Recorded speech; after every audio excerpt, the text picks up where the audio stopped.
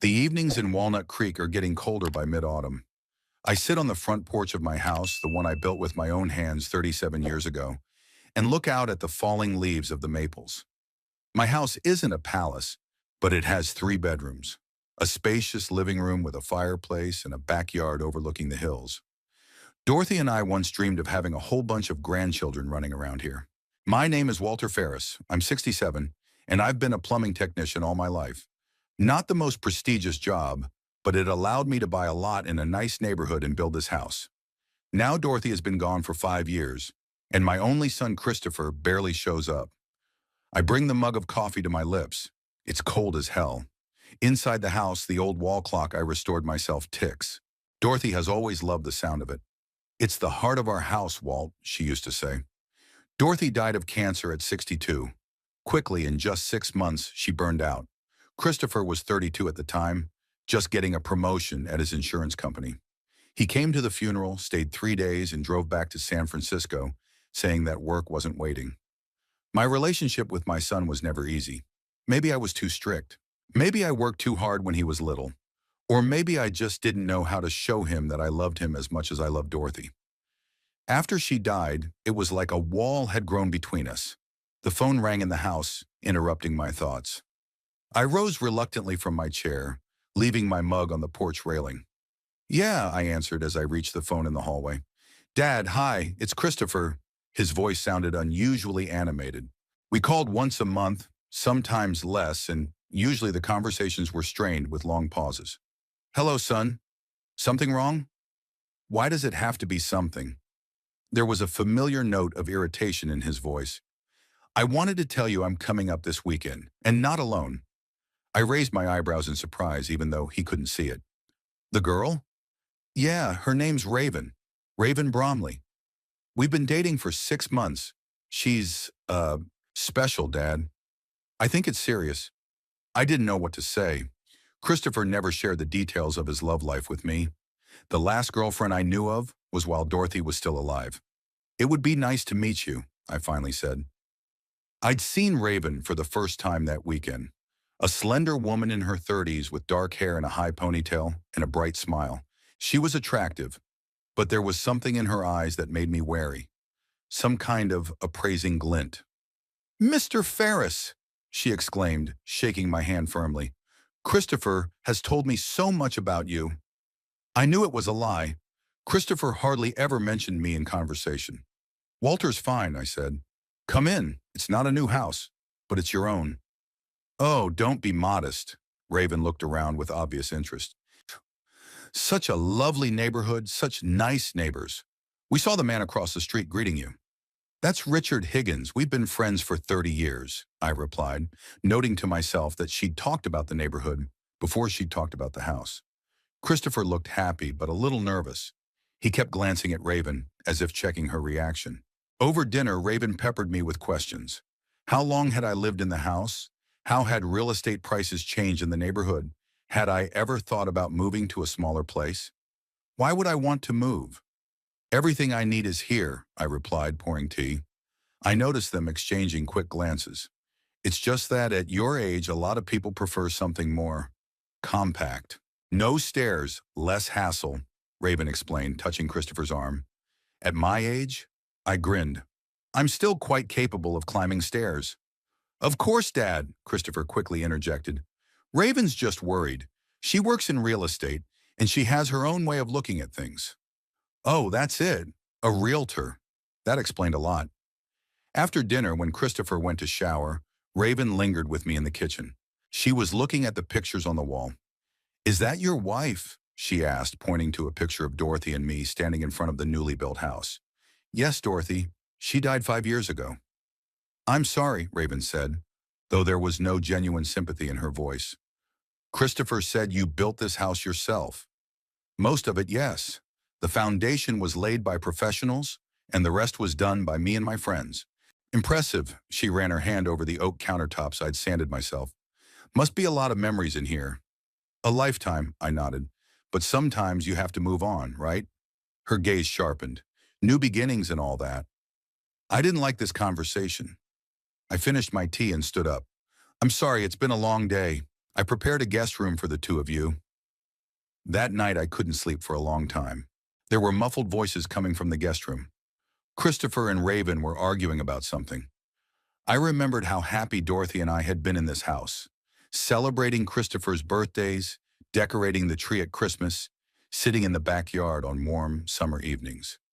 "What do you think of her?" Dorothy would ask if she were here. "I don't like that woman," I answered into the darkness. "Something about her is wrong." The next morning I woke up before anyone else and went down to make breakfast. To my surprise, Raven was already in the kitchen, looking through the contents of the drawers. "Good morning," and I said, and she flinched. "Looking for something in particular?" "Oh, Walter, just wanted to make some coffee." She smiled, but the smile didn't touch her eyes. "I hope you don't mind. There's coffee in a jar next to the refrigerator." I pointed to a tin can with a coffee bean drawn on it. Later, when Christopher joined us, Raven said, "Honey, I showed Walter the pictures of that beautiful condo I told you about. It's for senior citizens, with 24-hour medical care." "What?" I looked at her in surprise. "We didn't discuss any condos, did we?" She looked innocently surprised. "I thought we talked about it last night, about how convenient it would be to live in a place where you'd be taken care of." Christopher looked embarrassed. "Raven is just offering options, Dad. No one's saying you have to move." "And thank goodness, because I'm not going anywhere." I cut him off, feeling the anger boiling up inside. The rest of the weekend passed in a tense atmosphere. Raven kept casually mentioning different senior housing options, as well as inquiring about my savings, retirement, and future plans. Every time I abruptly cut off such conversations, Christopher would cast a reproachful glance at me. Sunday night as they were leaving, Raven gave me a big hug. "It was so nice to meet you, Walter. I hope you'll come visit us in San Francisco soon." "Maybe," I replied, not believing it for a second. As their car turned the corner, I went back into the house and sat down in my chair. I had an uneasy feeling. This woman was up to something. And worst of all, Christopher seemed to be completely under her influence. 2 weeks later, Christopher called again. "Dad, we have news. Raven and I are engaged." I almost dropped the phone. "That fast? You've only known her for 6 months. When you know it's the one, time doesn't matter." He sounded challenged. "Of course, son. Congratulations," I said, though I felt a twinge of foreboding inside. "The wedding is in 3 months. A small ceremony. And, we're thinking of moving after the wedding." "Moving? To where?" "Maybe Walnut Creek." He sounded unsure. "Raven says it's a great real estate market." It all made sense now. Raven had her eye not only on my son, but on my house. For the next few months, I watched her plan unfold. They came back twice more. Each time, Raven became more insistent in talking about my future. She brought brochures of nursing homes and told stories of seniors who had found a new life after moving out of their big houses. On one visit, I caught her in my office where all the paperwork for the home was kept. "What are you doing here?" I asked sharply. "Oh, just looking for the bathroom," she replied with a fake smile. I think I got lost. The bathroom was on the opposite side of the hallway, and she knew it well. Christopher had changed since the engagement. He started speaking in Raven's phrases, repeating her arguments about how I'd be better off in a specialized facility for the elderly. "You do realize she's after my house, right?" I asked him directly during their last visit before the wedding. Christopher erupted with anger. "How can you say that? Raven cares about you. She wants the best for you." "She wants my house, Chris, and she's using you to get it." "You're always like this," he shouted, "always thinking the worst of people. Maybe that's why you've never had any friends except old Richard across the street." It was unfair and untrue, but I realized it was useless to argue. Christopher was blinded by love, or what he mistook for love. The night before they left, I overheard a conversation on the back veranda. They didn't know I had gone out for a smoke and was standing around the corner of the house. "He's a stubborn old man," Raven said. "But we have a plan B, remember?" "I don't know, Rave." Christopher's voice sounded unsure. "This is his house after all. He built it with his own hands. So, he's alone in a 4-bedroom house. It's a waste of space and money. You're his only heir. Sooner or later, the house will be yours anyway. We'll just, expedite the process. But legally. Trust me, honey, I have connections. It'll be legal." In a way, I quietly retreated and went back into the house the other way. Now I was sure they were plotting something against me, and I had to prepare myself. The next day, after seeing them off, I sat down at the kitchen table and started writing a list. I didn't know exactly what they were planning, but I was sure of one thing. It involved my house, and if Raven thought the old plumber was going to let himself be escorted out, she was in for a big surprise. The wedding took place in a small chapel in a suburb of San Francisco in April. The day was sunny but cool. I sat in the second row, not next to the groom, as a father is supposed to do, but among the other guests. Christopher didn't ask me to be his best man or give a speech. Instead, some colleague from the insurance company, whose name I didn't even remember, stood next to him. Raven was radiant in a dress that must have cost a fortune, open-backed and embroidered with tiny pearls. She looked flawless, but her smile didn't reach her eyes. I watched her whisper something in my son's ear, and he nodded obediently, like a puppet on strings. At the banquet, I found myself at a table with Raven's distant relatives, a couple of elderly aunts and some cousin who kept checking his phone. None of them knew I was the groom's father until I introduced myself. "Oh, you're Christopher's father." One of the aunts, Ethel, exclaimed in surprise. "And we were wondering who you were. It's strange that they put you with us and not at the main table." I shrugged and took a sip of champagne. I didn't want to explain to outsiders that my own son was keeping me at a distance. After the best man's toast, I decided to come up for air. The small patio of the banquet hall was quiet and empty. All the guests were having fun inside. I sat down on a stone bench and smoked, even though I had promised Dorothy I would quit 10 years ago. "I didn't know you smoked, Walter." Raven's voice came from behind me. I turned around. She was leaning against the doorway, still in her wedding dress, but without her veil. "Special occasions," I replied, putting out my cigarette. "Congratulations. It was a beautiful ceremony." "Thank you." She came over and sat next to me, straightening her dress. "You know, Christopher was really worried that you might not show up." "He was?" I couldn't hide my surprise. "Strange. He hadn't even asked me to be best man." "He wanted to," Raven said quickly. "But I mean, we thought you'd be more comfortable just enjoying the ceremony, without the responsibilities." Lie. I saw it as clearly as I saw the artificial eyelashes on her eyes. "Sinar, how nice of you to concern yourself with my comfort," I said with an irony she didn't seem to notice. "Christopher and I want you to know that we're a family now." She put her hand on my shoulder. "And family takes care of each other, right?" Her hand was cold even through the fabric of my jacket. "True," I nodded. "And family doesn't lie to each other or plot behind each other's backs either." Raven stiffened for a moment, but quickly regained her composure. "Of course not. What are you talking about, Walter?" She laughed a little too loudly. "Let's go inside. They'll be cutting the cake soon." I went back into the hall, but I couldn't shake the unpleasant feeling. This woman was now officially part of my family, and I felt like the trouble was just beginning. 2 weeks after the wedding, Christopher called with the news. He and Raven were indeed moving to Walnut Creek. They bought a house just 20 minutes away from me. "Raven found a great offer," he explained, "and she's been offered a job at a local real estate agency. Isn't that great? We'll be seeing a lot more of each other." I doubted that frequent visits were the real purpose of their move, but I decided to keep those thoughts to myself. "Yes, it sounds good," I replied. "When are you moving?" "Next month. The house needs some repairs. By the way, I was thinking, maybe you could help. I mean, you know all that plumbing stuff. That's what I'm talking about." They wanted my hands, not my company. "Sure, son, I'd be happy to help." Their new house was a modest 3-bedroom, one-story structure in a not-so-pretty Walnut Creek neighborhood. I was surprised. With Raven's ambition and her work in real estate, I'd expected something more impressive. For the first few weeks after they moved in, I came regularly to help, fixing leaky pipes, installing new plumbing, changing wiring. Raven always greeted me with a strained smile and disappeared immediately, leaving Christopher and me alone. One day, as I was finishing the bathroom remodel, I overheard them talking in the next room. They didn't know I hadn't left yet. "I don't understand why we bought this house," Christopher said irritably. "It needs endless repairs. And the neighborhood isn't that nice." "Honorness, it's just temporary, honey," Raven replied in the tone one uses with a cranky child. "The plan is still on, but we need to be close to your father, win his trust. And if he doesn't agree, he will, or we'll find a way around it without his consent. I froze, holding the wrench. What were they talking about? What was the plan?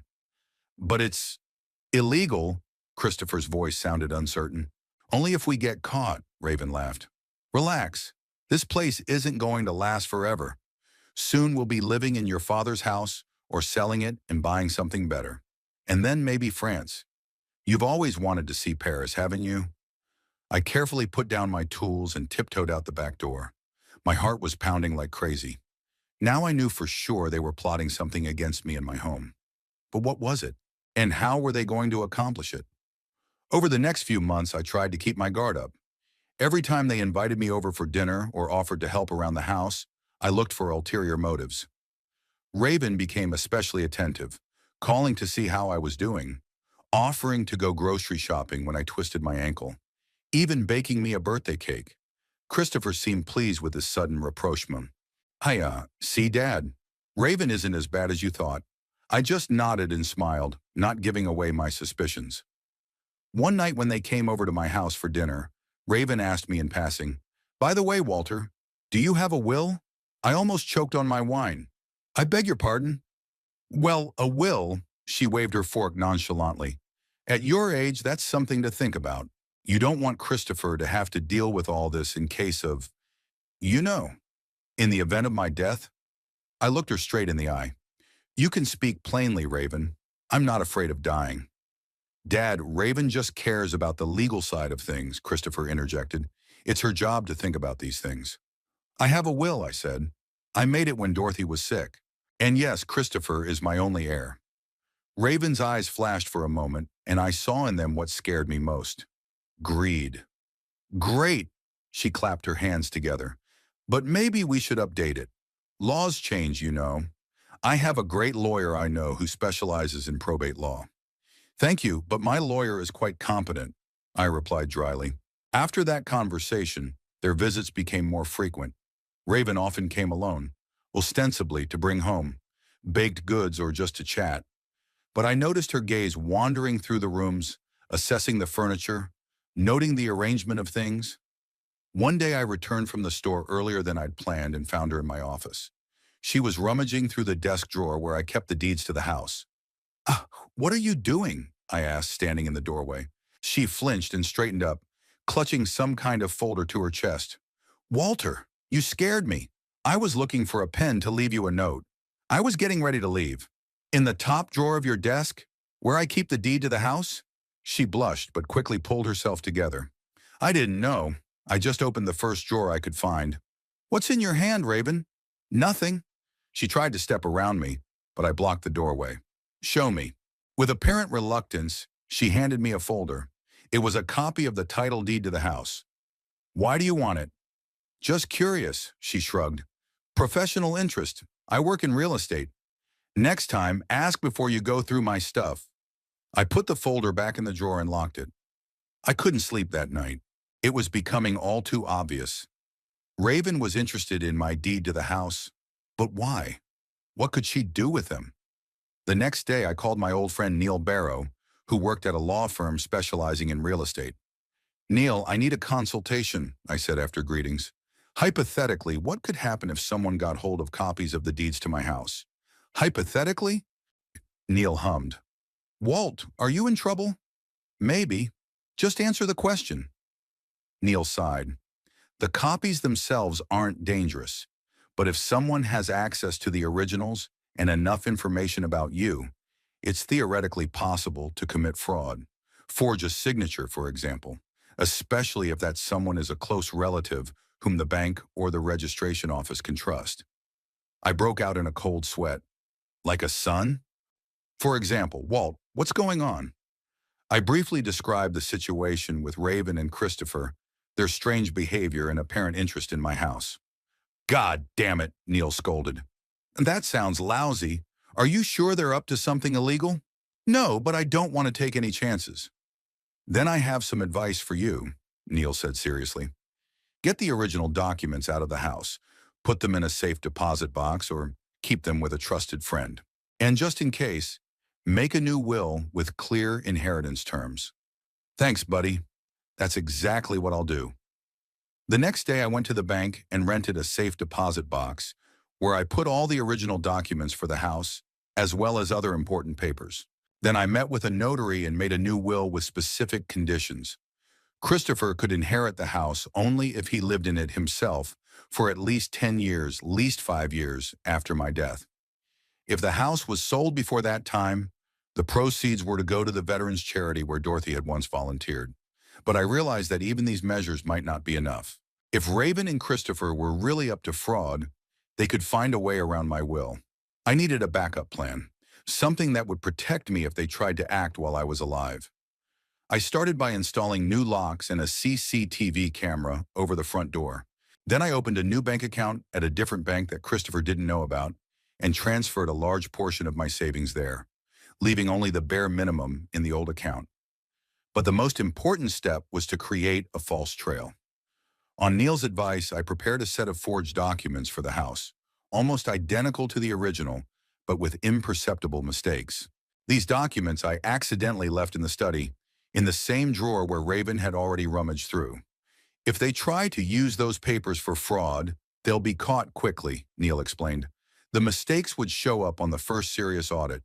One last thing, I've installed a hidden camera in my office, aimed at the desk with the documents.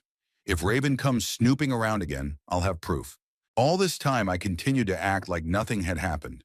Accepted their dinner invitations, smiled at Raven's fake smiles, listened to Christopher talk about his success at his new job at the local insurance company. "You're looking good, Dad," Christopher said one evening when it was just the two of us in the kitchen. "I think you've started taking Raven."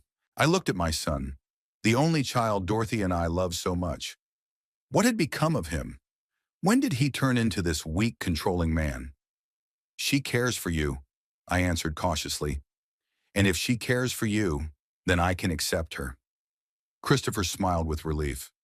"I'm glad. It means a lot to me." When they left, I checked the camera footage in the study.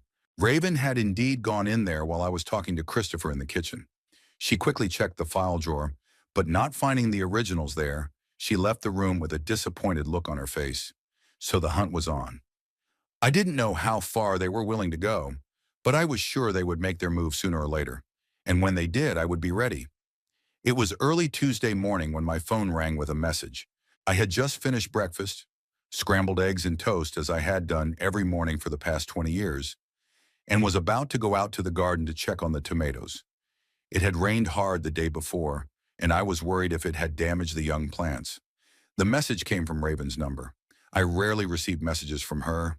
She preferred to call or speak in person, usually with a luscious smile and hidden agenda. I unlocked my phone and read, "Your house is sold and I've flown to France with your son. Bye." I stared at those words and felt a strange calmness spill inside me. No shock, no despair, just a feeling that the last piece of the puzzle had fallen into place. 3 months. That's how long it took Raven to go from hints and careful manipulation to direct action. Faster than I'd anticipated, but still within expectations. I took a sip of my cooled coffee and reread the message again. Its tone spoke volumes. Raven was confident of her victory. She thought she'd struck the fatal blow, and now she could afford to gloat. Well, arrogance had always been her weakness. I didn't bother answering. Instead, I opened the drawer of the living room table and pulled out the folder of documents I'd prepared in advance. Everything was in place. The contract with Neil's law firm, notarized copies of the actual deeds to the house, photos and surveillance footage of the house, and most importantly, the deed to the property, dated 2 months earlier. I no longer owned the house. It was officially owned by the Dorothy Ferris Veterans Charitable Foundation, which I had secretly set up with Neil's help. I remained in the house for life with full protection from any attempted foreclosure. The phone rang again. This time the message was from Christopher. "Dad, I'm sorry you're finding out this way. We had to act quickly. At your age, this house is too burdensome. We've organized everything. A great boarding house for the elderly. All your stuff will be moved. It's better for everyone. Even now, in the moment of betrayal, my son tried to cover his lowliness with concern, as if selling my house without my knowledge was an act of mercy, not theft." I felt anger rising inside, but forced myself to breathe steady. Now was not the time for emotion. It was time for action. I dialed Neil's number. He answered after the second ring. Walt? What happened? They did it, I said calmly. Sold the house and fled to France. God damn it, Neil swore. Are you sure? I got a message from my sister-in-law. Straight text. The house is sold. They're in France. The nerve! Neil sounded genuinely indignant. Well, here's the plan. I'll contact the registry office and notify the police. And you get ready for a real storm. I'm ready, I replied. I'm waiting for your call. I hung up the phone and walked out onto the back porch. It was a clear, sunny day. My tomatoes had fortunately survived yesterday's downpour unscathed. I looked at the garden I'd cultivated for 30 years. The apple trees planted when Christopher was a child. The arbor Dorothy and I had built on our 25th anniversary. All of it they were trying to take away from me. I remembered how 8 weeks ago, after much deliberation, I'd made the decision to remortgage the house. It was a risky move. Setting up a charitable foundation took time and money. But it was the only sure defense. Neil had warned me that if Raven and Christopher really did falsify the documents and sell the house, it would be long and difficult to prove fraud in court. And the transfer of ownership to the foundation automatically invalidated any such transaction. It's the only way to protect your interests for sure, Neil said. Even if by some miracle they could forge your signature and convince someone that you sold the house voluntarily, it wouldn't matter, because you're no longer the owner. I agreed, and we got to work. We created a foundation, naming it after Dorothy. She had always taken care of veterans, volunteering for many years. Then quietly, without too much publicity, we retitled the property. Legally, I no longer owned the house, but I had the right to live in it for life. And after my death, the house was to be either used for the needs of veterans or sold, and the money was to be used to help them. At the same time, I'd left forged documents in the house. The same ones with deliberate mistakes, which, as I expected, Raven eventually found and used for her scam. My musings were interrupted by the phone ringing. It was Neil again. Walt, they sold the house to a couple from Sacramento, the Andersons. They paid almost $1,200,000. The deal was finalized 3 days ago through Premier Homes. Guess where your sister-in-law works? She used her own agency to make the sale? I couldn't believe the audacity of it. How did they even pull this off without my presence? Forged documents, Walt. Very good forgeries, I must admit. A power of attorney with your alleged signature, notarized by a San Francisco notary. I'll check out that notary, by the way. And a whole bunch of paperwork proving that you agreed to sell the house because of your health problems and move into a specialized facility. And the Andersons believed it. Why wouldn't they? The paperwork looked authentic. Plus, the deal was handled by an official real estate firm, and the buyers were told you were in the hospital and couldn't be present. Christopher even showed some kind of medical report. Also fake, of course. I shook my head, marveling at the ingenuity and shamelessness of this couple. What now? I'm calling the police now, Neil said firmly. It's a felony. Grand fraud, forgery, identity theft. And then I contact the Andersons. Poor guys, they're going to lose money and be without a home. It's not their fault, I sighed. Is there anything I can do to help them? Maybe their insurance will cover the loss, but if not, they have every reason to sue the Raven Agency.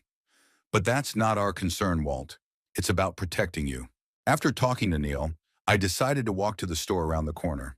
I needed to get some air, clear my head before the inevitable storm. The day promised to be hot, so I put on my old straw hat, a gift from Dorothy for our last vacation together in Florida. It was business as usual at the store. The owner, Sam Perkins, waved to me from behind the register. Good morning, Walt. The usual bread, milk, and the New York Times. And a pack of gum, I added. Today's a special day. Yeah? What are we celebrating? Sam smiled, pulling out a newspaper. Liberation, I answered cryptically. As I drove home, I noticed an unfamiliar car in front of my house. A silver sedan with Sacramento license plates. The Andersons, I thought, must be here to inspect their new purchase. A man and a woman in their 40s stood on my porch, looking around incomprehensibly. The woman was holding a folder of papers. Mr. Ferris? The man asked uncertainly as I approached.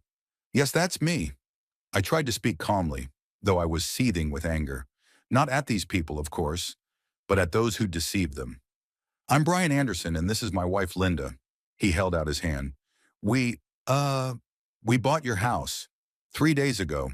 The deal was done through the Premier Homes Agency. I shook his hand and nodded. I'm afraid you've been deceived, Mr. Anderson. I didn't sell my house. In fact, I haven't even legally owned it for 2 months. The couple's faces stretched in shock. But, we paid, Linda said, confused. 1,180,000. All the papers are in order. I'm sure they are, I replied, but the documents you received are forged. My son and his wife ran a scam, and now they've fled to France with your money. There must be some mistake. Brian shook his head, clearly not believing me. We have all the legal documents signed by you and notarized. Come on in the house. I opened the door. I'll explain everything and show you the real documents. Over the next hour in my living room, I told the Andersons the whole story. How I'd suspected something was wrong, how I'd set the trap, how I'd changed the house to a charitable foundation. Showed them the real deeds and a copy of the registry proving the house belonged to the Dorothy Ferris Foundation. But why? Linda asked with tears in her eyes. Why would your own son do this to you? Money, I answered simply. A house in this neighborhood is expensive. They wanted to get rich quick at my expense. What are we going to do now? Brian looked devastated. It's all of our savings. We sold our old house to buy this one. My lawyer is going to the police now. I put my hand on Brian's shoulder. Report the fraud as soon as possible. Maybe your insurance will cover the loss. Before we could finish talking, the doorbell rang. 2 policemen stood on the doorstep. Mr. Walter Ferris? One of them asked, showing his badge. I'm Officer Jenkins, and this is my partner, Officer Ramirez. We received a report of possible real estate fraud at this address. Come on in, officers. I stepped back, letting them pass. You're just in time. The victims of the fraud are here too. The next 2 hours turned into chaos. Cops were taking statements, examining documents, calling the station for more instructions. The Andersons were trying to contact their bank to try to stop the transfer of funds. Though it was too late, the money must have been cashed in and out of the country long ago. My phone never stopped ringing. First, Neil called with an update from the lawyers. Then Richard Higgins, my neighbor across the street, who had seen the police car outside my house and was worried if everything was okay. Then a representative from the registry office who wanted to confirm information about a fraudulent transaction. By noon, my living room had become a sort of operational headquarters. Another policeman arrived, a detective from the fraud squad. He had a long talk with me and the Andersons, taking notes on every detail. You did the right thing, Mr. Ferris, the detective said, looking over my paperwork. The transfer of ownership to the foundation was a smart move. But I'm curious, how did you know what they were up to? Too many signs, I replied. The excessive interest in my house, the constant talk of boarding houses for the elderly, the strange behavior. And then I overheard them talking about moving to France. Put 2 and 2 together. You're lucky to have a good lawyer friend, the detective remarked. Most older people in this situation would be left with nothing. Lucky, I agreed, though I knew it wasn't luck. I'd always been a careful man, used to working with my hands in my head. I'd learned to recognize weaknesses in pipelines, and in people too. By 3 o'clock in the afternoon, everyone finally dispersed. The Andersons went to the bank and the insurance company, the police to do the paperwork for the international manhunt for Christopher and Raven. I was alone in the house I'd almost lost. I sat down in an old chair in the living room, and for the first time all day allowed myself to fully comprehend what had happened. My only son, my flesh and blood, had tried to steal my home. The house I had built with my own hands for him and his mother, the place where family memories and traditions were supposed to be kept. The pain of this betrayal was sharp, but I didn't let it take over. Instead, I felt a strange relief. No longer did I have to pretend everything was okay. No more wondering what they were up to. Cards revealed, game over. The phone rang again. Christopher's number popped up on the screen. I hesitated for a moment before answering it. Yes? Dad, my son sounded panicked. What's going on? I just got a call from the Walnut Creek police. They said there's a fraud case against me and Raven. Did you expect anything else? I asked calmly. After you sold my house without my knowledge? But you didn't mind. He sounded genuinely surprised. Raven said that you'd discussed everything, that you'd agreed to move to the boarding house, that we had to act quickly before the deal fell through. I grinned bitterly. And you believed it? Without even calling me to confirm? I thought, she said, Christopher stammered, his voice shaking. Dad, we're not in France. We're in San Francisco, looking at houses. Raven said she sent you a message with information about the boarding house. So the message about France was just gloating, or an attempt to cover your tracks.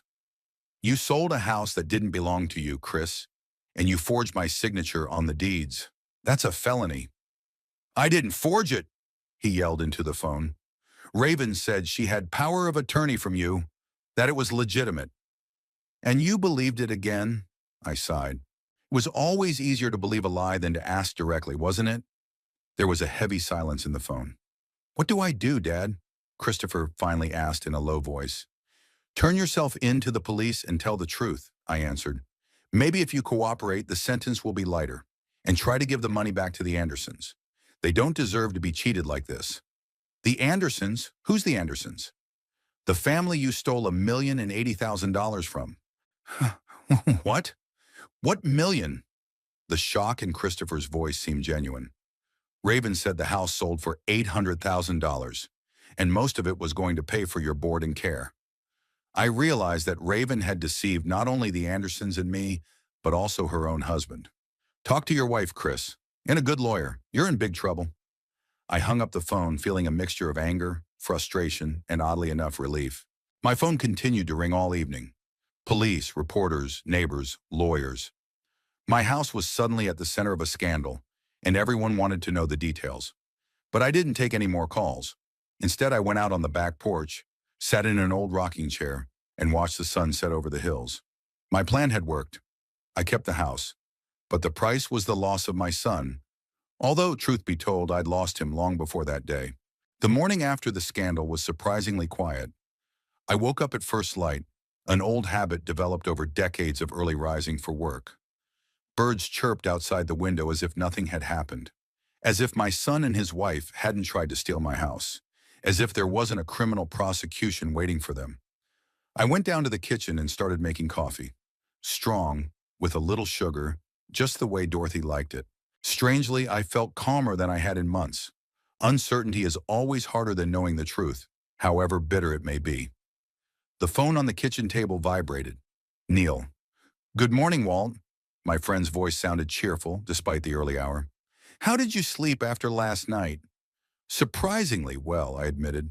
What's new? There's a lot of news, Neil chuckled. First, the police had issued arrest warrants for Christopher and Raven. Secondly, Raven's agency has been frozen, and they're starting a full audit of all transactions over the last year. It looked like your case might not have been the only one. I shook my head, though Neil couldn't see it. Not the only one?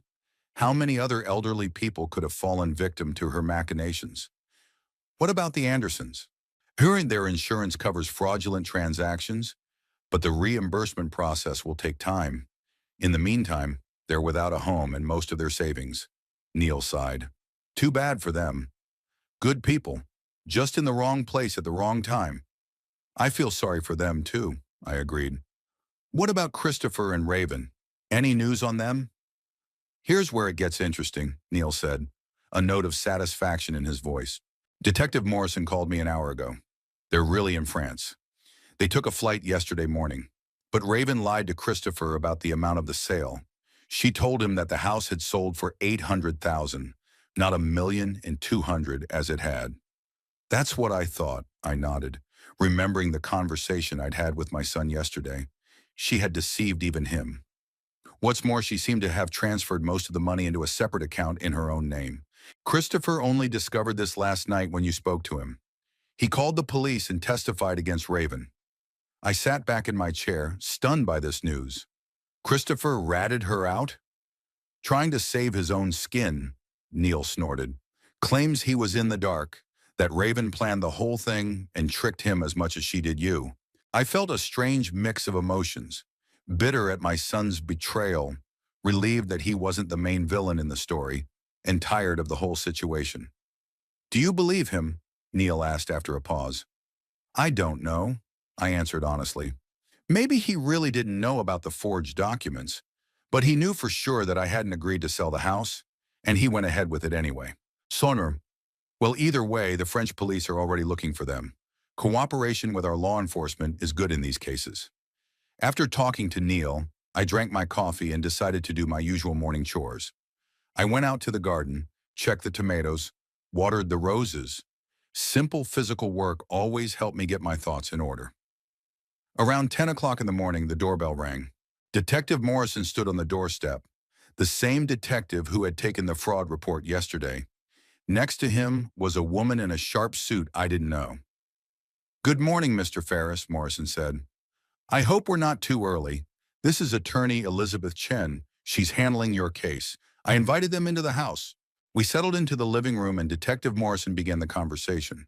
"We have an update on your case, Mr. Ferris. As you may already know, your son and his wife flew to Paris yesterday morning. But thanks to swift action and international cooperation, the French police have already located them." "So quickly?" I was surprised. "They used credit cards to pay for the hotel," Prosecutor Chen explained. "Not a smart move for people trying to escape justice. Besides, your son contacted us himself and provided the information. He claims he was cheated by his wife," Morrison continued. "He says he didn't know the documents were forged and thought you had actually agreed to sell the house." "Do you believe him?" I asked, repeating the question I'd recently asked Neil. The detective and the prosecutor exchanged glances. "It's a complicated question, Mr. Ferris," Chen began cautiously. "On the one hand, there is evidence that Mrs. Ferris did most of the work of forging the documents and carrying out the transaction. On the other hand, it's hard to believe that your son didn't suspect anything. In any case," Morrison intervened, "we'd like you to tell us more about your plan, how you prepared for their fraud. It might help in court." I nodded and began to tell about the first suspicions that arose when Raven took an unusual interest in my house before we were married, the overheard conversation about France, the time I noticed her rummaging through my files.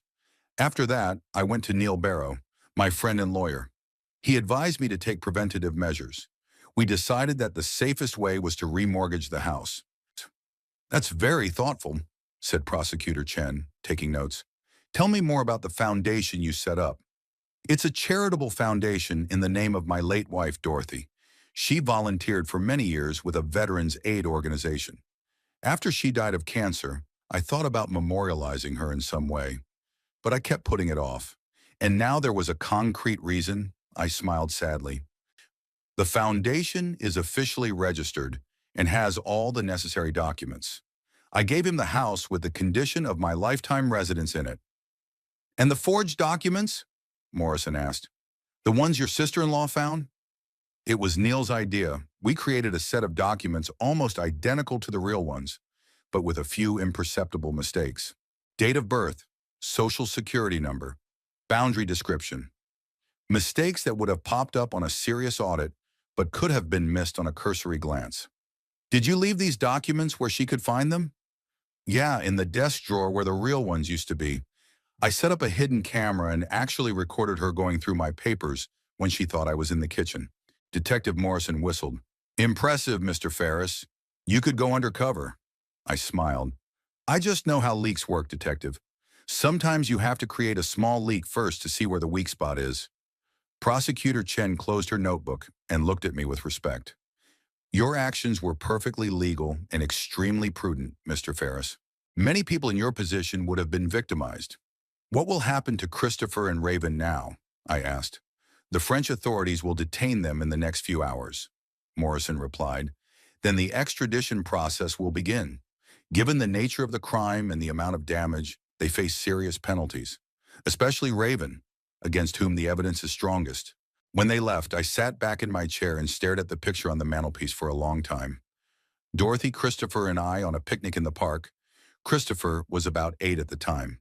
We were all smiling, happy and carefree. When did it all go wrong? The phone rang again. Christopher's number. I hesitated to answer it, but I picked it up. "Dad," his voice sounded scared. "The police are here. They've arrested Raven. They say they're going to arrest me too, as soon as they finish the paperwork." "Where are you?" I asked. "At a hotel in Paris." Dad, I swear I didn't know about the forged documents. Raven told me that you agreed that everything was legal. And the money, Chris. I tried to speak calmly. Did you really think I'd agree to sell the house so you could fly to France? She said that most of the money was going to pay for a boarding house for you, that we'd only take a portion of it as compensation for taking care of you. There was desperation in his voice. I believed her, Dad. She's my wife. I loved her. You did. I noticed the time change. I'm not so sure anymore. He grinned bitterly. When it turned out that she'd lied about the amount of the sale and transferred the money to her own account, I realized she'd been using me all along, using me to get to you and your house. I felt sorry for my son, despite his role in all of this. He was a weak man, easily manipulated, but not inherently evil. What am I going to do, Dad? He asked, and in his voice I heard that little boy who used to come running to me with broken knees. Tell the truth, Chris. The whole truth. Cooperate with the police. Maybe it'll lessen your sentence. Will you testify in my favor? Will you say that I might not have known about the forgery? I wondered. Could Christopher really not have known? Maybe, but he certainly knew that I hadn't agreed to sell the house. I'll tell the truth, son. Just the truth. After talking to Christopher, I decided to take a walk. I needed some fresh air and time to think. I headed for the small park nearby where Dorothy and I often walked in the evenings. The day was warm, but not hot. Perfect weather for a walk. Children played in the park, young mothers chatted on benches, elderly couples strolled slowly along the paths. Ordinary quiet life. Such a contrast to the chaos my own had become. I sat on a bench by the pond and watched an elderly man feeding the ducks with a little girl, apparently his granddaughter. They laughed as the ducks greedily grabbed the bread, pushing each other and flapping their wings. The usual family idol that I'll never have. My phone rang again. Neil this time. Walt, just got the news. French police have Raven and Christopher in custody. They were picked up at the Hotel Le Marceau about an hour ago. I know, Christopher called me before he was arrested. Yeah? What did he say? That he didn't know about the forgery, that Raven tricked him just like she tricked me. And you believe him? It was the third time I'd been asked that question all day. I want to believe him, I answered honestly. But even if he didn't know about the fake, he knew I hadn't agreed to the sale. And he went ahead with it anyway. That's a crime too, Walt, Neil reminded me gently. Maybe less serious than what Raven did, but it's still a crime. I know, I sighed. What happens next? They'll be extradited to the U.S. within a week. Then they'll be charged with fraud, forgery, and grand larceny. Given the amount and careful planning, Raven could get up to 20 years. Christopher, if he really cooperates and didn't know about the forgery, might get less. But he couldn't avoid jail time. I was silent, trying to comprehend what I was hearing. My son is in prison, my only child. There's something else, Neil continued. The police checked out the Raven agency's other transactions. It seems your case wasn't the only one. There have been at least 3 suspicious sales in the last year where the owners were elderly and the paperwork was questionable. Jesus, I exhaled. Is she a serial fraudster? Looks like it. All this time she'd been using her position at the real estate agency to orchestrate schemes like this. Maybe Christopher really didn't know the extent of her activities. After the conversation, I went home and spent the rest of the day going through old photo albums. I looked at pictures of little Christopher, his first steps, his first day of school, his graduation. Where had I gone wrong in his upbringing? What had led to this ending? Detective Morrison called this evening with an update. Mr. Ferris, I'm officially confirming that Raven and Christopher Ferris have been detained by French authorities and are awaiting extradition. I'd also like to inform you that DHN has filed a request to freeze all of Raven Ferris accounts. It is hoped that at least some of the Andersons' money can be recovered. What about the other victims? I asked, remembering my conversation with Neil. I'd heard that there had been other cases of fraud. Morrison was silent. There are. We found evidence of at least 3 such schemes in the last year. Unfortunately, in 2 cases, the victims had already passed away. Elderly people with no close relatives. Their property was sold and the money disappeared. The 3rd case is currently under investigation, an 82-year-old woman whose house was sold allegedly with her consent, although she claims she never signed the documents. That's horrible, I shook my head. How could Raven do this to defenseless elderly people? Pero, some people have no conscience, Mr. Ferris, Morrison sighed. Fortunately, you were smarter and more prudent. The next few days were spent in constant calls and meetings with the police, prosecutors, and journalists. The real estate fraud story became a local sensation, especially when other cases surfaced. My photo appeared in the Walnut Creek Gazette with the headline, "Retiree Outwits Scammers." A week later, the official extradition confirmation came. Raven and Christopher were brought to the U.S. under escort and placed in the county detention center. I received a call from the prosecutor's office asking if I would be willing to meet with my son before the preliminary hearing. I thought for a long time before giving my answer. What would I tell him? What do I want to hear? In the end, I agreed. The next day, I arrived at the detention center, a dull gray building on the outskirts of the city.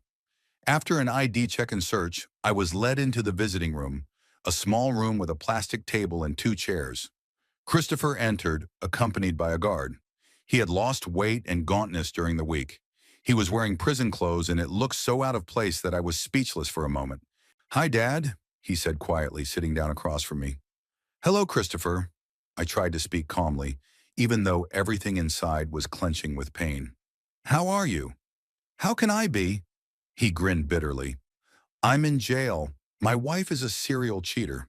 My father doesn't believe a word I say." "That's fine. That's just fine." "I didn't say I didn't believe you," I countered. "Sure, right, but I didn't say you did." He looked me straight in the eye. "Look, Dad, I know I screwed up. I know I should have called you.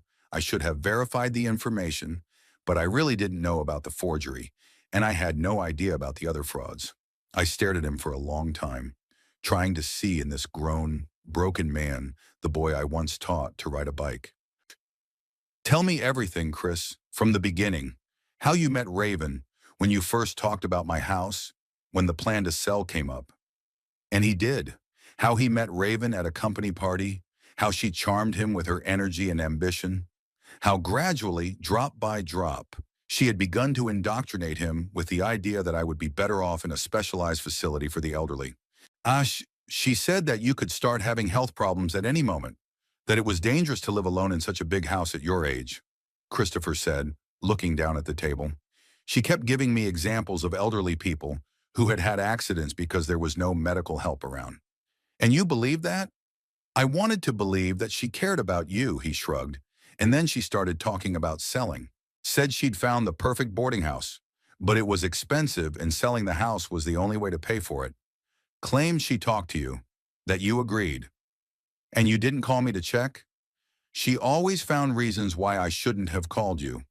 Either you were upset and didn't want to discuss it, or you weren't feeling well, or you were away at a friend's house." He shook his head.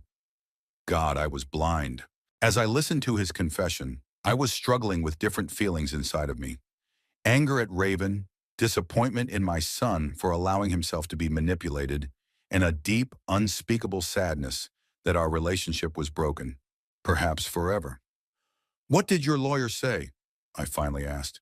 "What are your chances?" "If I cooperate fully with the prosecution and testify against Raven, I might get 5 to 8 years instead of 15 to 20, he said in a lifeless voice, with the possibility of parole in 3 years with good behavior. 3 years, I repeated, 3 years in prison. My son. Dad, Christopher hesitantly reached across the table. I know I don't deserve to be forgiven, but I want you to know that I never meant to hurt you. I was confused. I was weak. I let her manipulate me, but I'm not a monster. I looked at his outstretched hand, then slowly reached out my own and shook his palm. I know, Chris, you're not a monster. Just a man who made a very bad choice. As I walked out of the lockup, it was drizzling a light rain outside. I stood under the canopy of the building, hesitant to take a step out into the rain, even though the car was only a few meters away, as if this small discomfort could distract me for a moment from a much deeper pain. My cell phone rang. Detective Morrison's number. "Mr. Ferris, we have an update on your son and daughter-in-law's case. Raven has agreed to a plea bargain." pleading guilty to all counts of fraud in exchange for a reduced sentence of 20 years instead of life. 20 years, I repeated. And the money? Any chance of getting it back to the Andersons? Partially, Morrison answered. They found about 800,000 in Raven's accounts. The rest seems to have been spent or hidden somewhere else. But that's a substantial amount.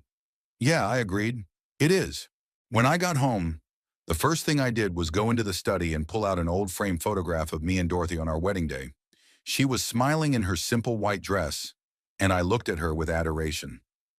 What would you do, Dot? I asked the photograph. Would you be able to forgive him? There was no answer, of course, but I could almost physically feel what she would have said. Dorothy always knew how to forgive, always believed the best in people, even when I doubted, even when I saw only their flaws. That evening, Neil called with the latest news.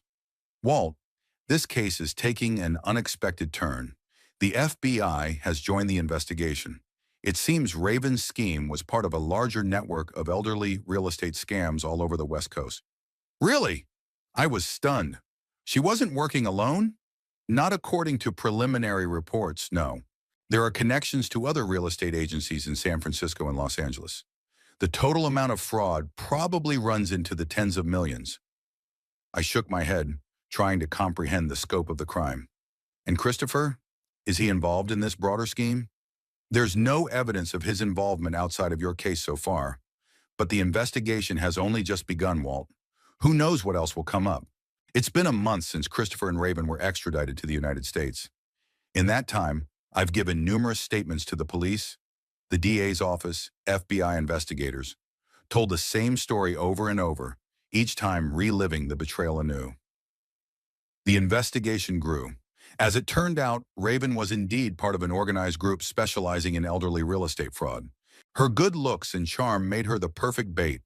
She would find single men with grown children, marry their sons, and use her new family connections to gain access to the property. Christopher wasn't her first husband. Before him was one Alan Prescott of Santa Barbara, whose father had been swindled in a similar manner. Only that elderly man was not as prudent as I was, and actually lost his home and died of a heart attack shortly thereafter. My visit to the isolation center was the only one I ever made. I never visited my son again, although he continued to call, first every day, then twice a week. I saw his number on the phone screen, but I didn't answer. What could I say to him? That I forgave the betrayal? That would be a lie. That I wished him the best? After what he'd done? No. Silence was better than fake words of comfort. Christopher also wrote letters. The first came 2 weeks after his arrest, a long one, 8 pages long, apologizing, explaining, and pleading for forgiveness. I read it once and put it in my desk drawer. A second letter arrived a week later, followed by a third. All of them went unanswered. Instead, I focused on rebuilding my life. The first thing I did was to contact the management of the Dorothy Charitable Foundation. Informally, they were the ones who now owned my house. After much discussion, it was decided to sell the house on the condition that I could use the proceeds to buy a new home, with the remainder going to the foundation. Neil helped with the legal formalities, and soon the house was put up for sale, this time legally, through a reliable real estate agency. The price was set fair, but not underestimated, $1,300,000. The buyer was found surprisingly quickly, a young family from San Francisco, moving to the suburbs for the sake of children. 2 twin boys, cheerful wife, husband, a programmer in a large technology company. When they came to look at the house, I couldn't help but think of myself and Dorothy 37 years ago, just as young, full of hopes and plans. Mr. Ferris, the woman, Liz Patterson, said to me as I showed them the backyard, "You have no idea how much we love your house, especially that apple tree. The kids are going to love it." I smiled as I looked at the tree, planted when Christopher was a baby. "Yes, the apples are great, sweet. They ripen at the end of August." "We're sorry to hear you're selling such a beautiful house," her husband David added. "It must be hard to leave a place you've lived in for so many years." I shrugged. "All in good time. This house deserves a family with kids, laughter, running up and down stairs." But I had to move on. The deal was done quickly and without complications. Unlike the previous attempted sale, Everything was legal, with the necessary inspections and paperwork. I received a check for $1,300,000, of which I could use $1 million to buy a new home, and $300,000 went into the fund. Then I started looking for a new house, not just any house, but the one Dorothy and I had dreamed of in the last years of her life, a small cottage by the lake. We'd often said that when Christopher finally got back on his feet and we retired, we'd sell the big house and buy something compact, overlooking the water, where we could watch sunsets and fish.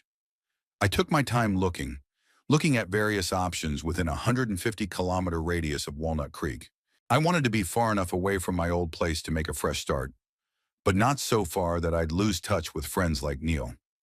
Eventually, I found the perfect place, a one-story, two-bedroom house on the shores of Lake Berryessa in Napa County. The house wasn't new and needed some repairs, but it had a solid foundation and, most importantly, a stunning view of the lake right from the terrace. It was only worth $650,000, far less than I could spend, which left money for repairs and improvements. The owner happened to be an elderly widow, Mrs. Eleanor Simmons, whose husband had passed away the year before. She was moving in with her daughter in Florida and wanted to sell the house as soon as possible. "This is a special place, Mr. Ferris," she said as she showed me the house. "Harold and I lived here for 23 happy years. I'd like the new owner to appreciate it as much as we did." "I will, Mrs. Simmons," I promised. I too had a beloved wife whom I lost. We dreamed of a place like this. She smiled, and in her eyes I saw the understanding that only those who have experienced such a loss can have. "Then the house is yours, Mr. Ferris. Do we have a deal?" "Deal." While the paperwork for the new house was being processed, I was packing up the old one. 37 years of my life in a few dozen boxes. Clothes, books, tools, memorabilia. I was ruthless, getting rid of everything unnecessary, leaving only what really mattered. I put Christopher's photos in a separate box, but I didn't take them with me. I left them in the garage, telling the Pattersons I'd pick them up later. Maybe someday I'd be ready to look at those pictures again, but not now. Moving day turned out to be sunny and warm. I walked around the empty house one last time, saying goodbye to each room. The bedroom where Dorothy and I had slept for so many years was the one I stayed in the longest. "That's it, Dot," I said into the void. "A new chapter begins." I thought I felt a light touch on my shoulder, as if she were here, giving her blessing on this step. The handover of the keys to the Pattersons took place in a warm, almost family-like atmosphere. Liz baked a cake, the twin boys excitedly ran around the empty rooms, and David respectfully questioned me about the house and what to look out for when using it. "The boiler makes a noise when it starts up, but that's normal," I explained. "But if it starts knocking, call a master immediately. And watch your gutters in the fall, as leaves often clog them." "Thank you, Mr. Ferris," David shook my hand. "We'll take good care of your house." "It's your home now," I smiled. "May it bring you as much happiness as it once did me." When I left, I didn't look back. I didn't want my last memory of the house where most of my life had been spent to be the sight of the building shrinking in the rearview mirror. Instead, I looked ahead, at the road leading to Lake Berryessa and my new home. Moving and settling in took up all my time and thoughts. I deliberately immersed myself in physical labor, repairing the leaky roof, replacing rotten boards on the patio, painting the walls. Every night I fell asleep, barely touching my pillow, exhausted but with a sense of accomplishment. The phone kept ringing. Christopher was persistent. Occasionally I saw other numbers. His lawyer, Detective Morrison, even Raven had once tried to contact me from jail. I didn't answer any of them. I wasn't ready. 3 weeks after the move, when the major work on the house was completed, Neil came to see me. He brought a bottle of good whiskey and news about the case. "Yeah, Raven got 22 years without parole before 15 years, he said as we sat on the terrace watching the sunset over the lake. "She was the mastermind of the scheme, though not the organizer of the entire network. Turned in her associates in exchange for a reduced sentence." "And Christopher?" I asked, saying my son's name out loud for the first time in a long time. 8 years, with the possibility of parole in 3 if he behaves himself." Neil sipped his whiskey. "He cooperated fully with the investigation, proved he didn't know about the other fraud cases. Plus, he had no prior convictions, so that played a role too." I nodded, watching the sun touch the horizon line, coloring the water red. Does he keep calling you? Neil asked cautiously. Yes. And you still don't answer? No, Neil sighed. Walt, I understand your pain, but he's still your son, your only child. He stopped being my son the moment he decided to steal my house, I said firmly. Or even before that, when he chose to side with a woman he barely knew over the father who raised him. People make mistakes, Neil said softly, sometimes terrible ones. But that doesn't mean they don't deserve a second chance. I shook my head. It's not about forgiveness, Neil. It's about trust. I can't trust him anymore. And without trust, what kind of relationship is there? Neil didn't argue. We sat in silence, finishing our whiskey and watching the last rays of the sun disappear over the horizon and the first stars appear in the sky. Before we left, Neil left me a folder of documents. It's a status report on the Dorothy Fund.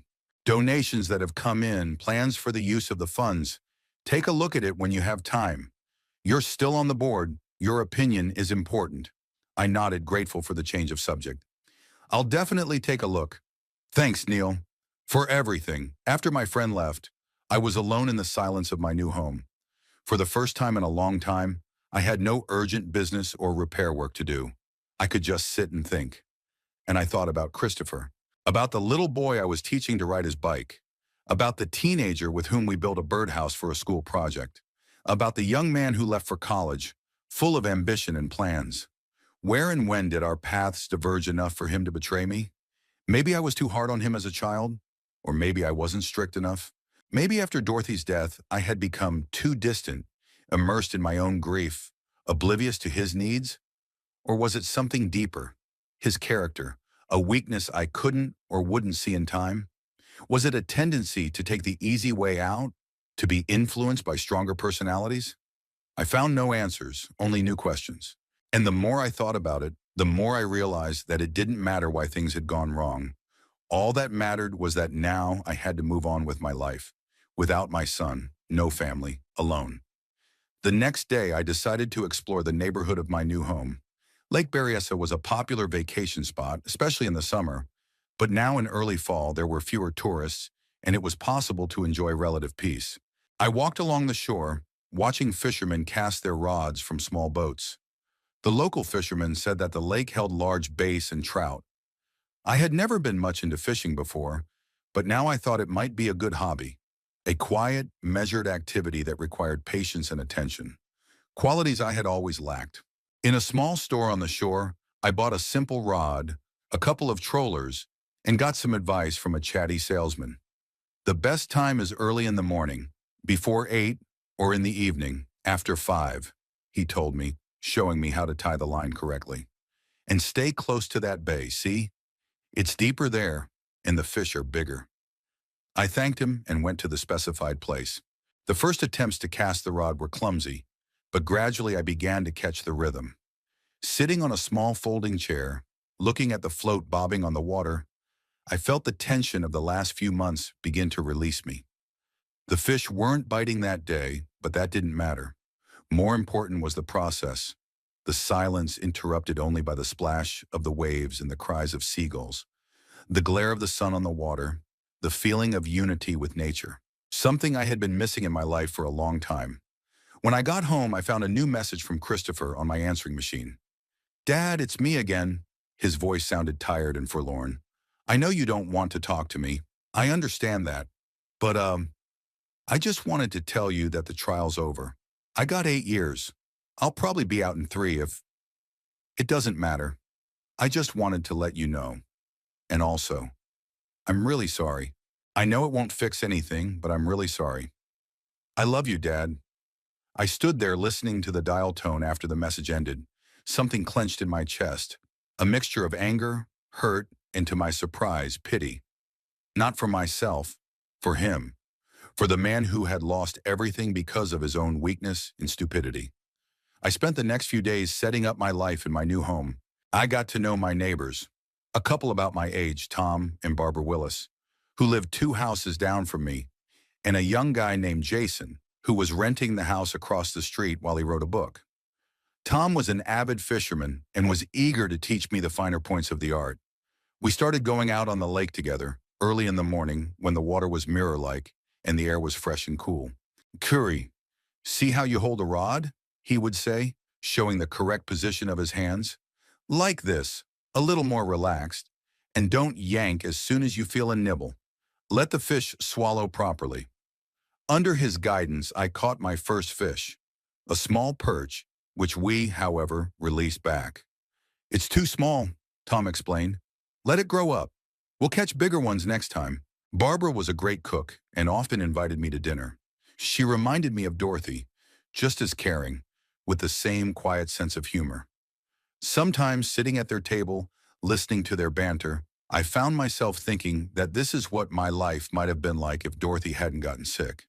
If Christopher had grown up to be a different person. If only. But I didn't let myself go into those thoughts. It's no use thinking about what might have been. All that mattered was what was now. And now was a quiet life by the lake. New friends, new interests. I began to repair an old boat I found in the shed behind the house. Perhaps someday I could take it out to the middle of the lake, to where the fish are bigger and the silence is fuller. The phone continued to ring, though less frequently now. Christopher seemed to be beginning to realize that I wasn't going to answer it. His messages on the answering machine were getting shorter, more formal. He was just giving updates on his life in prison, no emotional pleas for forgiveness. "I was moved to another cell. The neighbor is normal, a quiet guy," he said in one message. "Enrolled in an accounting course. I think it might come in handy when I get out." I listened to these messages but didn't call back. Part of me wanted to support him, to tell him that education was the right choice, that I was proud of his decision to make good use of his time. But the other, bigger part still wasn't ready to take that step. Fall had changed to winter, and the nature around the lake had changed. The water became darker, the trees shed their leaves, and frost appeared on the grass in the mornings. I continued to go fishing with Tom, now wearing warm jackets and hats. "It's harder to fish in winter, but it's more interesting," he said, rubbing his hands, reddened from the cold. "Less people, more fish. And silence. Do you hear how quiet it is?" I listened. Indeed, the winter lake was surprisingly silent. No tourists with their music and laughter. No motorboats, not even birds. Only the occasional splash of fish and the rustle of the wind in the bare branches. There was something cleansing about this silence. It filled the emptiness inside me. The emptiness that had formed after my son's betrayal and all the drama that followed. In the silence, I found the peace that had been missing for so long. Christmas was approaching. The first Christmas in my new home, the first without contact with my son in his entire life. Barbara insisted I spend the holiday with them. "No one should be alone on Christmas Day, Walter," she said in a tone that brooked no objection. "I cook the turkey, Tom makes his specialty punch, and you bring yourself in good cheer. No gifts, no strings attached." I agreed, even though part of me wanted to spend the day alone with memories. Of Christmases past when Dorothy would make her famous apple pie, and little Christopher would look forward to the presents under the tree. The day before Christmas came a letter from Christopher, a thick envelope marked correctional facility where he was serving time. I put it on the table without opening it. I didn't want his words, whatever they were, to ruin my holiday. Christmas dinner at the Willises was warm and cozy. Tom told stories about his fishing adventures, Barbara joked about his tendency to exaggerate, and I shared stories about my work as a plumber. The funniest things I'd ever heard. To new beginnings. Tom raised his glass as we sat down to a table of turkey and all the traditional fare. And to new friends. To new friends, I repeated, feeling a warmth in my chest that had nothing to do with punch. When I got home late that night, I saw the envelope from Christopher still on the table. After a warm evening with new friends, after a few glasses of punch, I felt strong enough to read it. The letter was long, 10 pages written in small, neat handwriting. Christopher wrote about his life in prison, the courses he'd enrolled in, his plans for the future. But most of the letter was devoted to apologies and explanations. "I'm not apologizing, Dad," he wrote. "I know I don't deserve it. I just want you to know I realize how awful what I did was. Not just trying to sell your house, but betraying the trust that should exist between father and son. I failed you. I failed my mom's memory. I failed myself. And now I'm paying the price. Paying justly. I read his words, and something inside me trembled. Not forgiveness. No, that was still a long way off. But perhaps the first step toward understanding, toward accepting what had happened and moving on. When I finished reading, I folded the letter and put it away in my desk drawer, the same place where I kept the picture with Dorothy. I wasn't ready to respond. Maybe I never would be. But for the first time in a long time, I felt the weight of anger and resentment lighten a little. I went out onto the terrace despite the cold and took a long look at the lake glistening in the moonlight. My new life was here, in this quiet place, with new friends, new interests. A life that had started out of betrayal and pain, but was slowly becoming something worthwhile, something I could call my own. 6 months flew by. Winter at Lake Berryessa was replaced by early spring and then warm summer. My cabin was transformed. I repaired the roof, rebuilt the porch to almost double its size, and planted a small vegetable garden in the backyard. The boat I found in the barn also got a new lease on life after a major overhaul and a fresh coat of paint. Now I went fishing on it regularly, sometimes alone, sometimes with Tom. Life took on a new rhythm, calm, measured, without fuss and drama. I made new friends among the neighbors, joined the local fishing club, even started helping to repair the public pier. My plumbing skills proved useful when it came to pipes and fixtures. At the end of June, I received an email from Neil. We usually communicated by phone, so the formal envelope with his law firm's logo made me a little wary. "Dear Walt," Neil wrote, "I hope you're doing well at the lake and have finally found the peace you've been looking for. I'm writing on official business. Christopher has filed a petition to have his case reconsidered due to new circumstances. It turns out that Raven was indeed deceiving him on a much larger scale than we originally thought. Not only was she hiding the true amount of the sale of your home from him, but she was keeping him in the dark about her other fraudulent schemes. Evidence has been found that she systematically forged documents and signatures without his knowledge." I reread those lines several times trying to figure out how I felt. Relief? Satisfaction? Doubt? It was hard to determine.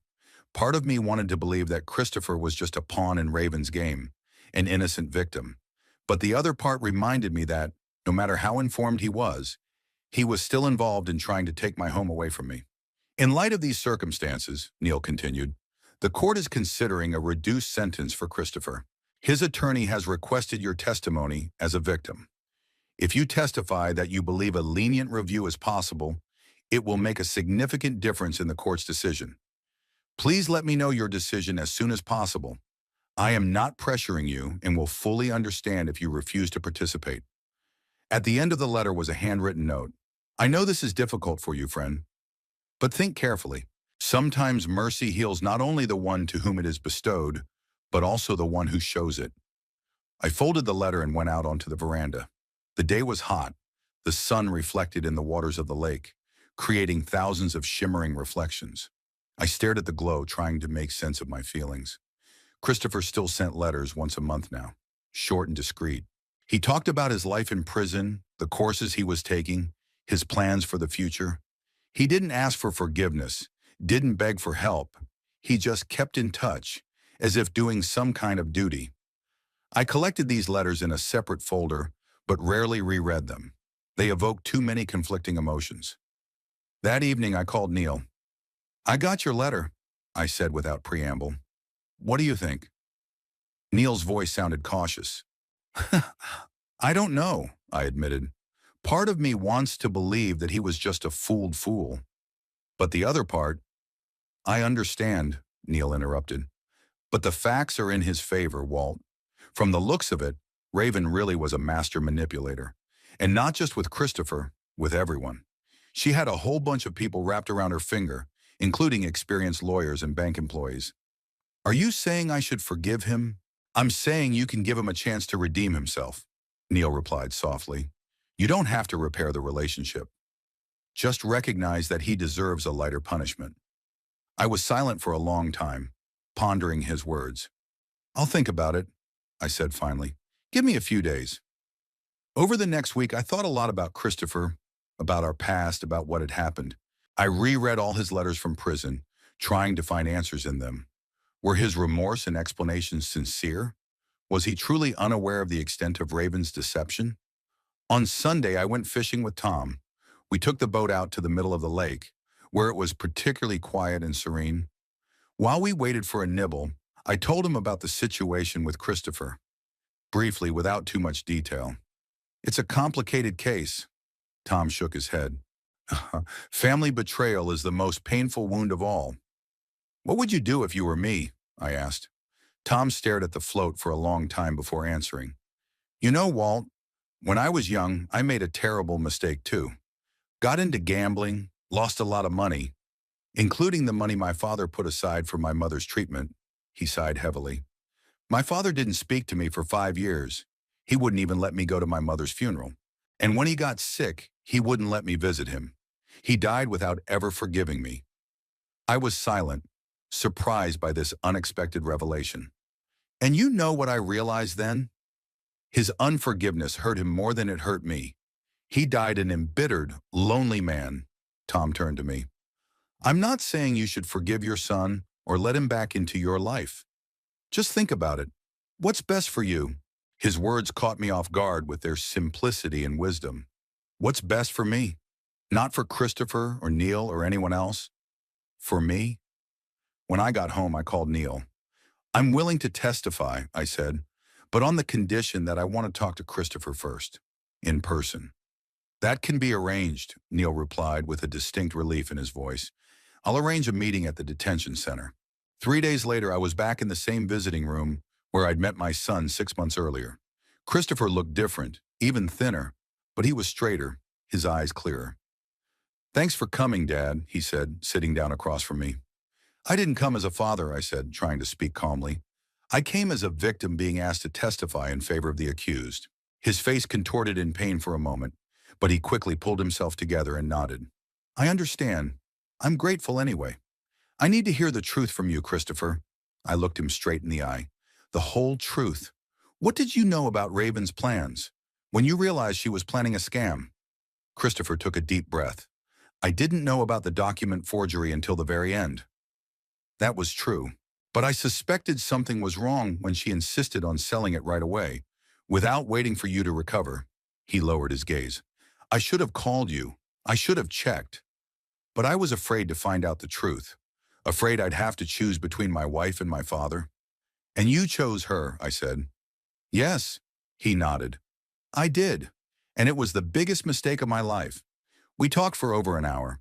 Christopher told me everything. How Raven had gradually manipulated him. How she'd isolated him from me. How she'd made him believe that she was acting in my best interests. And how he'd turned a blind eye to the obvious oddities and inconsistencies, wanting to believe the best. I was weak, he admitted at the end. Weak and stupid. And I paid a high price for it. I looked at my son, a grown man, broken by life and his own mistakes, and felt something change inside me. Not forgiveness, no. Not forgiveness yet, but perhaps the beginning of understanding. I'll testify in your favor, I said, rising.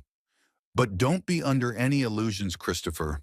It doesn't mean things are going to go back to the way they were between us. I know, Dad. He looked at me with a sad smile. But it's more than I dared hope for.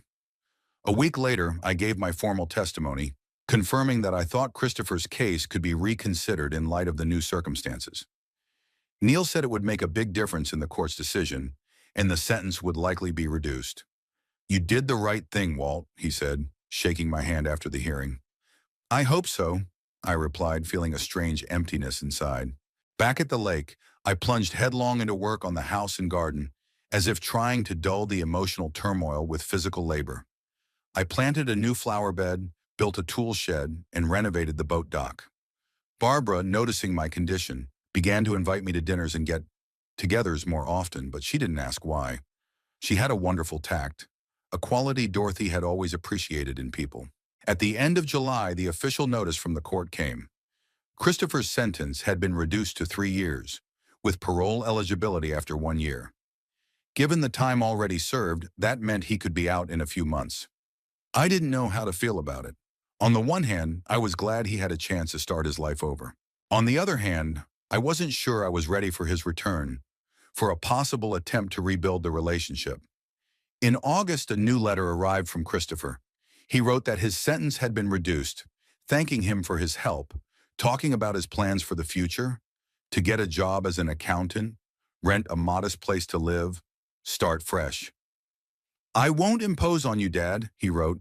I realize that I may have lost the right to be called your son, but I want you to know that I will always be grateful for what you've done for me. And not just now, with the testimony in court, but for the rest of my life. For raising me, for teaching me how to work with my hands, for showing me what honesty and dignity are, even if I didn't learn those lessons as well as I should have. I folded the letter and put it away in the same folder where I kept the others. Didn't respond. Wasn't ready. Summer was slowly turning to fall. The leaves on the trees around the lake were beginning to change color from green to yellow and red. Tourists were becoming fewer and fewer, and the lake was slowly being reclaimed by the locals and fishermen. One evening, as I sat on the veranda watching the sunset, a text came in from Neil. Christopher is getting out in 2 weeks. Parole has been approved. He asked for your address. I told him I had to get your permission first. What should I say to him? I stared at those words for a long time, feeling the anxiety building inside. Was I prepared for Christopher to know where I lived? That he might one day show up on the doorstep of my new home? My new life? Without answering Neil, I went into the house and pulled out an old photo album, the one I'd brought back from Walnut Creek but rarely opened. I flipped through the pages, looking at the pictures. Little Christopher in Dorothy's arms, me teaching him to ride his bike, family picnics, birthdays, Christmas by the tree. So many happy moments, so much love. How did we come from that to betrayal, to cheating, to prison? I closed the album and went back to the veranda. The sun was already almost hidden behind the horizon, coloring the sky and water in shades of orange and purple. A beautiful, peaceful evening, one of many in my new life. I typed a reply to Niall. Don't give him the address. Not right now. Maybe later. But if he wants to write, have him send letters through you. 3 days later, Neil called. Christopher's getting out on Monday, he said. He understands about the address. He says he respects your decision and won't push. But he wrote you a letter and asked me to tell you. You can send it to the post office, I replied. Walt, I'm in the neighborhood, at a conference in Napa. I can stop by and bring it to you in person. I've been wanting to see your new house for a long time. I agreed, although the idea of receiving a letter from my son from the hands of a friend rather than the mailman seemed strange, almost intimate.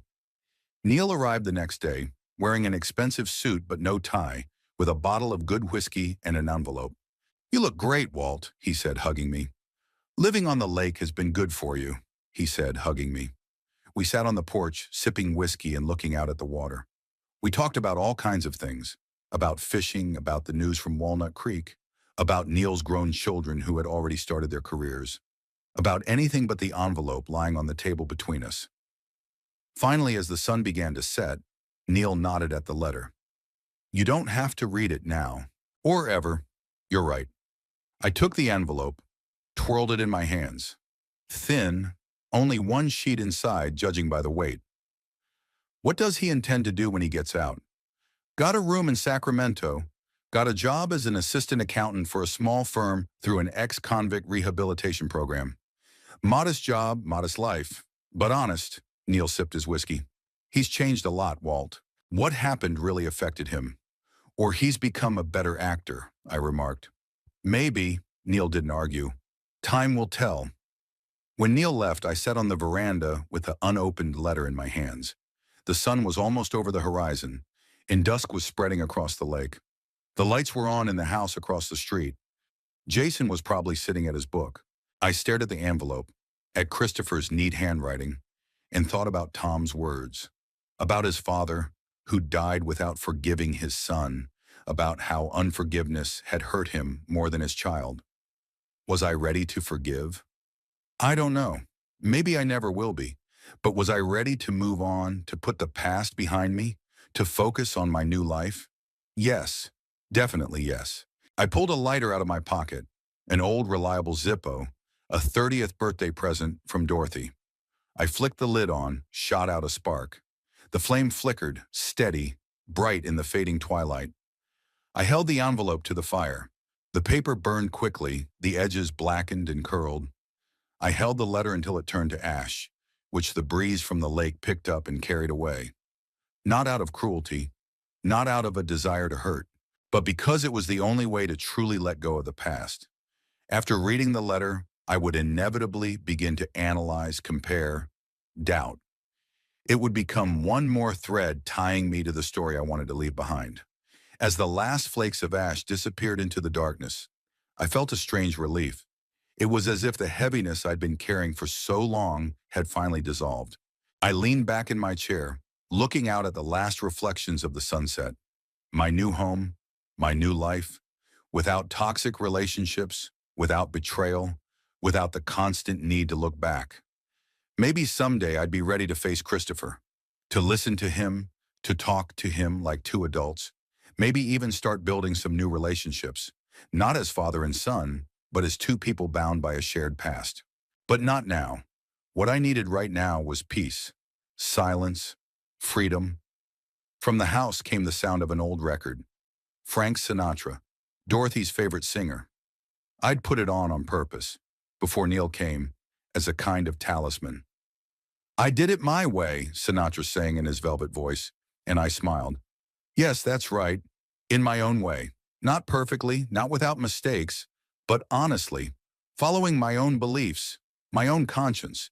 The last rays of the sun disappeared over the horizon, and the lake sank into darkness, broken only by the reflections of the stars and the occasional lights from the opposite shore.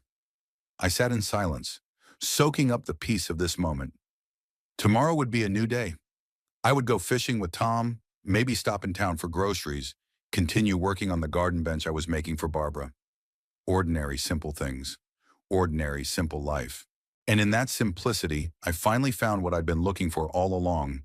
Not just a lake house, but inner peace. Freedom from the past, from the resentments, from the toxic relationships that had poisoned my life for so long. I rose from my chair, took one last look at the dark surface of the lake, and walked into the house, leaving the door open to let in the cool night breeze. Tomorrow would be a new day, and I would meet it without the baggage of the past, ready for whatever the future brought.